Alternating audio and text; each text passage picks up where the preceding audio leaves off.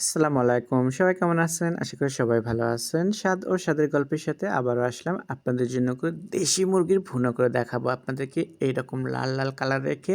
তো আসুন আমি কি, কি উপকরণ নিচ্ছি সেটা দেখাবো। চলে আসলাম চুলাতে। আর চুলায় একটা প্যান বসিয়ে দিয়ে দিলাম আমি তেল আর সাথে দিয়ে দিচ্ছি গরম মসলা। গরম মসলাটা একটু গরম তেলের সাথে একটু ভেজে নেবেন তাহলে একদম পুরো গ্রামের লোক জানতে পারবে যে আপনি কি রান্না করতেছেন আজকে। এমনটাই একদম গন্ধই ছড়ায় যাবে পুরো গ্রাম। তো গরম মসলাটা ভেজে নেওয়ার পরে আমি এখানে দিয়ে দিচ্ছি পেঁয়াজ কুচি। তো পেঁয়াজ কুচিটা দিয়ে এখন গরম মসলার সাথে তেলে আমি সুন্দরভাবে এটাকে একটু কালার করে ভেজে নেব। তো এটা যখন কালার এসে যাবে তখন কিন্তু এখানে কিছু আমি মশলা দেবো। আর এটা কিন্তু একদম ভুনো এখন যাই হোক 1 টেবিল চামচ পরিমাণ মতো রসুন বাটা, 1 টেবিল চামচ পরিমাণ মতো আদা বাটা, 1 চা চামচ পরিমাণ হলুদ বাটা, 1 চা চামচ পরিমাণ মতো মরিচ বাটা, স্বাদ মতো লবণ, ধনে গুঁড়ো আর জিরে গুঁড়ো সব 1 চা চামচ পরিমাণ মতো করে আমি দিয়ে দিলাম। আর দিয়ে দিচ্ছি গরম পানি একটু। তো পানিটা দিয়ে আমি এটাকে মশলাটাকে বেশ কিছুক্ষণ ধরে কষায় নেব।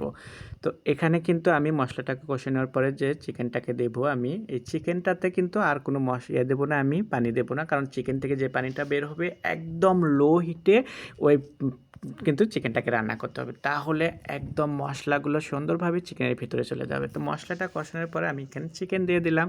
তো চিকেনটা দিয়ে আমি দেখতেই পারছেন এখন মশলার সাথে সুন্দরভাবে উল্টে পাল্টে আমি এটাকে নিয়ে নিচ্ছি। যেহেতু দেশি মুরগি এটা, দেশি চিকেনটাকে একটু রান্না করতে কিন্তু অনেক টাইম লাগবে। তো আমি এটা কমপক্ষে আমার আজকে কিন্তু 2 ঘন্টার মতো লেগে গেছে।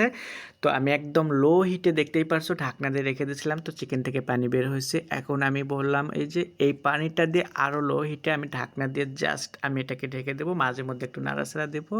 তো এটার কিন্তু লাস্ট সীমানায় কিন্তু সুন্দর একটা কালার আসবে। আর ভুনো কাকে বলে আপনারা বুঝতে পারবেন। এটা দিয়ে কিন্তু আপনারা কালাই রুটি, পরোটা, রুটি হাতে বানানো কিংবা সাদা পোলাও বা সাদা ভাতের সাথে কিন্তু খেতে পারবেন। এটা কিন্তু একদমই দেখেন আমি একদম ঢাকনা দিয়ে রেখে দিয়েছিলাম, পথে আমি কিন্তু নাড়াচাড়া দিচ্ছিলাম। তো নাড়া দেওয়ার পর দেখতেই পারছেন কালারটা কতটা সুন্দর আসছে। আর এটা কিন্তু একটু ঝাল ঝাল হবে এই ভুনাটা। তো এরকম দেশি মুরগির ভুনা কার কার পছন্দ অবশ্যই কমেন্টের মাধ্যমে জানাবেন। ভালো লাগলে পান্তা আপনার বাসায় এভাবে রান্না করবেন। কারণ আমার কাছে প্রতিটা মুহূর্তে দেশি মুরগির ভুনোটাই ভালো লাগে। আমি কিন্তু ওই ঝোল টোল করলে পান্তা তেমন একটা আমার বাসায় ভালো লাগে না। আর দেশি মুরগিটা ভুনো করলে পান্তরে কালার কিন্তু এরকম লাল টকটকা হতে হবে। এখানে আমি যেভাবে রান্না করতেছি সেই রকম করে। তো দেখতেই পারছেন নাড়াচাড়া দিয়ে আমি এখন করলাম। তো এটা আমার জাস্ট আমি ভিডিওর ভয়েসটা কিন্তু পরে দিলাম।